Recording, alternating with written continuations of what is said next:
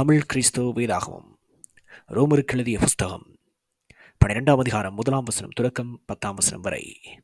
அப்படி இருக்க சகோதரரை, நீங்கள் உங்கள் சரீரங்களை பரிசுத்தமும் தேவனுக்கு பிரியவுமான ஜீவ பலியாக ஒப்புக் கொடுக்க வேண்டும் என்று தேவனுடைய இரக்கங்களை முன்னிட்டு உங்களை வேண்டிக் கொள்கிறேன். இதுவே நீங்கள் செய்யத்தக்க புத்தியுள்ள ஆராதனை.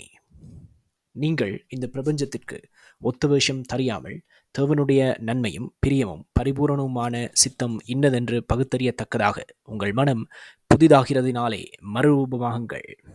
அல்லாமலும் எனக்கு அருளப்பட்ட கிருபையினாலே நான் சொல்லுகிறதாவது, உங்களில் எவனாகிலும் தன்னை குறித்து எண்ண வேண்டியதற்கு மிஞ்சி எண்ணாமல் அவனவனுக்கு தேவன் பகிர்ந்த விசுவாச அளவின்படியே தெளிந்த எண்ணமுள்ளவனாய் எண்ண வேண்டும்.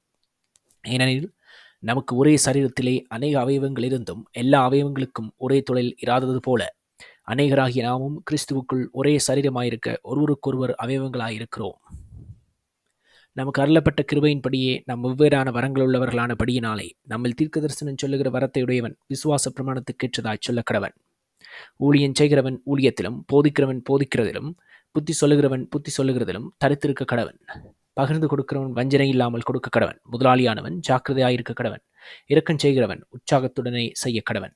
உங்கள் அன்பு மாயமற்றதாயிருப்பதாக. தீமையை வெறுத்து நன்மையை பற்றி கொண்டிருங்கள். சகோதர சிநேகத்திலே ஒருவர் மேல் ஒருவர் பட்சமாயிருங்கள். கணம் பண்ணுகிறதிலே ஒருவருக்கொருவர் முந்திக் கொள்ளுங்கள். நன்றி. இயேசுவுக்கு நன்றி.